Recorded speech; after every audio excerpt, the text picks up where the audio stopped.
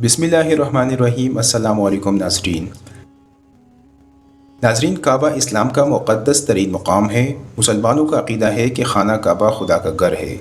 पैगम्बर मुस्तफ़ा सल्लल्लाहु अलैहि वसल्लम ने फ़रमाया, मस्जिदुल हराम ज़मीन के 3 अहम तरीन मसाजिद में से एक है। मुसलमानों पर ज़िंदगी में एक बार काबा की ज़ियारत करना ज़रूरी है, चूँकि यह इस्लाम का मुक़द्दस तरीन मकाम है। तमाम मुसलमान इसकी तरफ नमाज़ पढ़ते हैं। आज की इस वीडियो में हम आपको खाना काबा की तारीख़ के बारे में बताएंगे, मगर वीडियो में आगे बढ़ने से पहले अगर आप हमारे चैनल पर नए हैं तो बराए मेहरबानी हमारे चैनल info@miraj को सब्सक्राइब करें, जहां पर आपको इस्लामिक हिस्ट्री और दुनिया भर की मुनफरिद मालूमात पर मबनी वीडियोस मिलती रहेगी। नाज़रीन, हज़रत इब्राहीम अलैहिस्सलाम के फ़र्ज़िंद हज़रत इस्माईल अलैहिस्सलाम की सरज़मीन शाम में हज़रत हाजरा रज़ियल्लाहु तआला अन्हा की शकम मुबारक से पैदा हुए। हज़रत इब्राहीम अलैहिस्सलाम की बीवी सारा की कोई औलाद न थी, इसलिए उन्हें रश्क पैदा हुआ और उन्होंने हज़रत इब्राहीम अलैहिस्सलाम से कहा कि आप हज़रत हाजरा रज़ियल्लाहु तआला अन्हा और उनके बेटे इस्माईल अलैहिस्सलाम को मेरे पास से जुदा करके कहीं दूर कर दीजिए। अल्लाह रब्बुल इज़्ज़त की हिकमत अमली ने एक सबब पैदा फरमा दिया। चुनांचे आप पर वही नाजिल हुई कि आप हाजरा रज़ियल्लाहु तआला अन्हा और इस्माईल अलैहिस्सलाम को इस सरज़मीन पर छोड़ आए जहाँ मैदान और खुश्क पहाड़ों के सिवा कुछ भी नहीं है। चुनांचे हज़रत इब्राहीम अलैहिस्सलाम ने हज़रत हाजरा रज़ियल्लाहु तआला अन्हा और हज़रत इस्माईल अलैहिस्सलाम को साथ लेकर सफ़र फरमाया और इस जगह आए जहाँ काबा मौज़मा है। यहाँ इस वक्त न कोई आबादी थी, न कोई चश्मा, न दूर तक पानी या आदमी का कोई नामो निशान था। एक तेले में कुछ खजूरें और एक मुश्क में पानी हज़रत इब्राहीम अलैहिस्सलाम वहाँ रख के रवाना हो गए। हज़रत हाजरा रज़ियल्लाहु तआला अन्हा ने फ़रमाया, ए अल्लाह के नबी, इस सुनसान बयाबान जहाँ न कोई मोनस है न गमख्वार, आप हमें बेयार व मददगार छोड़कर कहाँ जा रहे हैं। कई बार हज़रत हाजरा रज़ियल्लाहु तआला अन्हा ने आपको पुकारा, मगर आपने कोई जवाब नहीं दिया।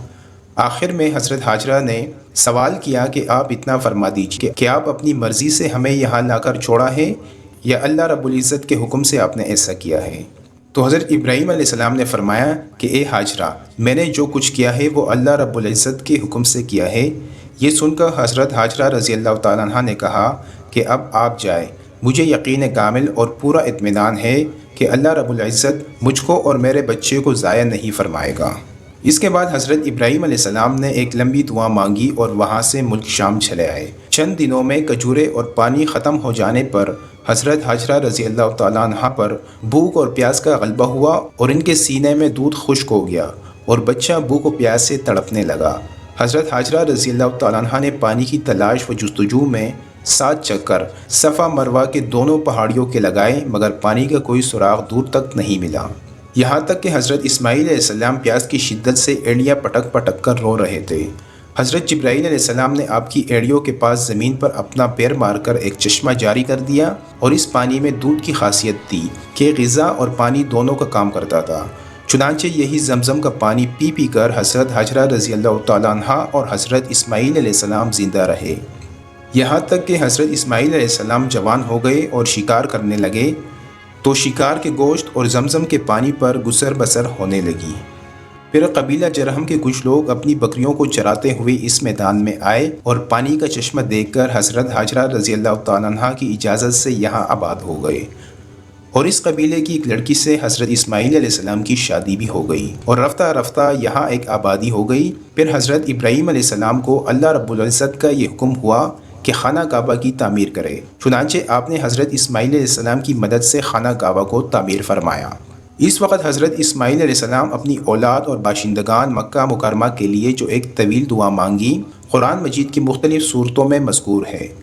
चुनांचे सूरह इब्राहीम में आपकी इस दुआ का कुछ हिस्सा इस तरह मज़कूर है, जिसका तर्जुमा ये है, ए मेरे रब, मैंने अपनी कुछ औलाद एक नाले में बसाई जिसमें खेती नहीं होती, तेरे हुर्मत वाले घर के पास ए हमारे रब, इसलिए कि वो नमाज कायम रखे तो लोगों के कुछ दिल इनकी तरफ माइल कर दे और उन्हें कुछ पल खाने को दे, शायद वो एहसान माने।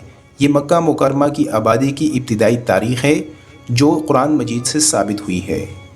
नाज़रीन, इस दुआ में हज़रत इब्राहीम अलैहिस्सलाम ने अल्लाह रब्बुल इज़्ज़त से 2 चीज़ें तलब की।